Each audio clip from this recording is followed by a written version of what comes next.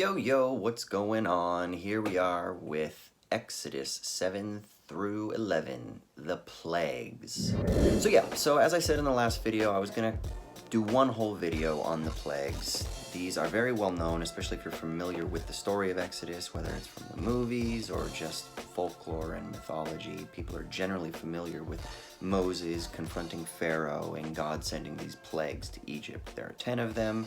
They range in severity, but they're all pretty devastating for Egypt. The frogs come out of the Nile, and they basically, at least how it's depicted, is they overtake people's homes, and they're kind of everywhere. Gnats and flies and locusts eat the crops. All the rivers in the Nile turn to blood, so all the fish die, and so there's a bad stench in the land, and so people are getting sick, and they can't obviously get fish. The Nile is their main source of water, and so then that's obviously contaminated. Hail, gnarly hailstorm coming down. One interesting that I did find fascinating upon this reread, I guess I always read it, or I always thought that the hail was fire hail, and I think this is from the movie The Ten Commandments. When the hail comes down in the movie, I think it like turns to fire. Correct me if I'm wrong, but I feel like the hail comes down, it hits the ground, and it turns to fire.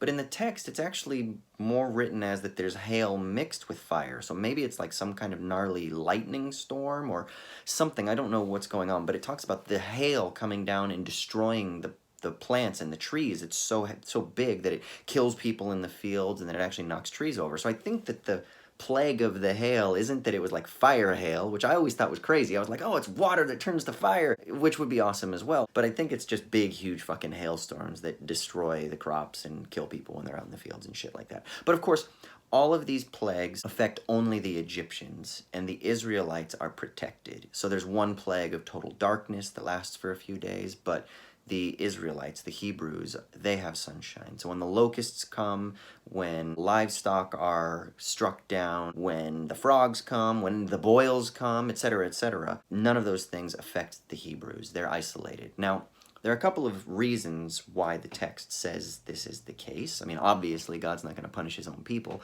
But the thing that I think is so important to understand is, I think some people might look at this and they think, dude, that's a little overkill, right? Like, why not just stop at one? And if God is hardening Pharaoh's heart, why not just be like, look at my powers, and I could potentially wipe you off the face of the earth, but I'm not going to. I'm going to, extend some measure of common grace. But the text actually says that God continues to allow Pharaoh to, one, harden his own heart, and then he actually actively hardens his heart, which I'm not sure about how much emphasis we should place on that distinction. We talked about this before, this problematic element of the text where God hardens Pharaoh's heart and then punishes Pharaoh for not letting the people go. Now, sometimes the text is read as that Pharaoh hardened his heart. So the question is God the active agent? Is Pharaoh the active agent? Does God just allow people to go in their own ways? I mean, there's some ambiguity there. But nevertheless, the text does switch back and forth throughout the course of these plagues being administered between God hardening Pharaoh's heart and Pharaoh hardening his heart. Okay, back to what I was saying, because that's kind of a side point. The idea is why wouldn't God just extend this common grace and kind of say, see what I could potentially do, that's why you better let my people go, let them go sacrifice to me in the wilderness, or else more danger will befall you, and then, not harden Pharaoh's heart and see how he would just react without that external force, imposing or acting upon his will. But the Bible actually says that God does this in order that his power and might be known in the land. So again, I think there's something really important for us to understand here. This text, not only is it a mythological account and a tale for the Israelites to tell for generations upon generations, but there's theological meaning that is being communicated here, one of which is that God is sovereign, that God has control over the natural world, that God is powerful, that God is providential, and that God cares for the Israelites,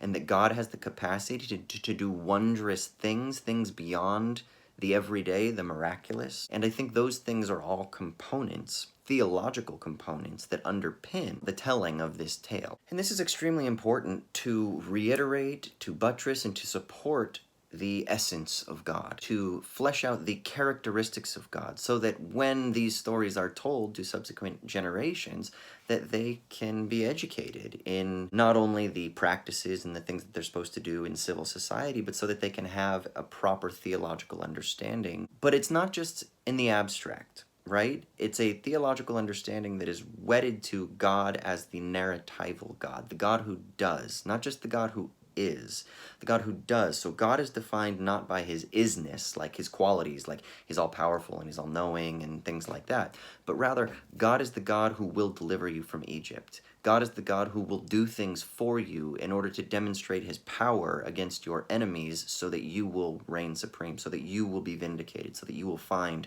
that material salvation, that socioeconomic liberation of being oppressed or exploited. And that's extremely important. It defines God as a narratival God, not just as a being, but as an actor within a story, an actor who does things, not just who is standing from on high, which I think there are different conceptions of how different denominations of Christianity, different orientations within monotheism tend to view God. Is God a transcendent, abstract being from afar, or is God present and immanent in the story? Is he an actor that is partaking within the unflowing or the unfolding of events? And God is clearly here, the latter. He's not just simply a transcendent God of the beyond, but he's actually a God in the midst who is perpetually engaging, or who at least could potentially engage in the activities of his chosen people to serve on their behalf. And of course, just the thing I kind of want to reiterate again, because I mentioned it a moment ago, one of the ways that God acts is by being in control over nature. And that's extremely important. God is the one who can control nature. That is why you pray to God. That is one of the reasons why God is able to be seen as providential and sovereign, because he manages, he has control over the chaotic world that is always excessive and beyond human control. We don't know when the rains are going to come. We don't know when drought's going to come. We don't know when flooding is going to occur, tornadoes, hurricanes, etc., etc. But that's okay, because God does. God is in control of those things. So theology always has this element of control, of management, of dealing with the chaos of the natural world, of dealing with the chaos of the world of finitude, and that the infinitude, the not finite, is always that which is beyond, that can either cover over the cracks of the world of finitude, or that can smooth over the cracks or the chaos of the world of finitude. And so that's, again, something that's important to understand as a theological teaching that comes out of God being the God of these plagues. And it's not obviously beneficial for the Egyptians. It's only beneficial for those who are chosen to be his people, or who are a part of his chosen people. Yeah, I think that's the main point of these plagues. It's to show God's sovereignty, to show God as being a participant and an actor within the history of the Israelite peoples, and to remind them and to teach them about who God is and how God is going to behave, because he has promised to Abraham through Isaac, Jacob, Joseph, etc., that he would continue to bestow blessings upon his people. And this is just another one of those tales that shows how he will go to great lengths to do that. Now, of course, there is some element in this where God can, I think, the way that God is portrayed in this, we might criticize it. We might look at it and say, yeah, there seems to be some elements here that are not really admirable, that God is going overboard. And this is just one of those things that, again, in my Protestant evangelical days, I wasn't allowed to question, really. I just had to assume that these were God's purposes, and that I just had to assume that Pharaoh was evil. Again, I talked about this in the last video, that Pharaoh represented the side of Satan, or the side of evil, the adversary, whereas God was the side of good. And I had to just know that was the side that I had to stake my flag in, and I had to support that side. And then everything I did to understand what Pharaoh was doing and Egyptian society and whatnot was ultimately kind of informed by that presupposition. And there's no room for critique here, whereas I think that there is a sense in which we could look at this critically and say that, God, man, the way that God is depicted here, it is a little bit fucked up, you know? I don't know. It's just one of those things that it's very uncomfortable to even kind of talk through, because I almost feel like, even as a post-evangelical, that I'm being like blasphemous thinking those kinds of things. But yeah, that's just one of those tensions that I feel is there in the text. It's how are we, as people who are coming to the text, trying not to be over-conditioned by a theological interpretation or tradition, how are we meant to, or how are we able to extract meaning from these texts? And God, it's hard to get rid of that ghost. You're gonna see me do this a lot throughout the fucking year, because I feel that haunting of my my evangelical past. But Anyway, now I'm rambling. I'm going to stop. That's Exodus, 7 through 11, 12 tomorrow. Remember, subscribe, tell your friends, share this shit, etc.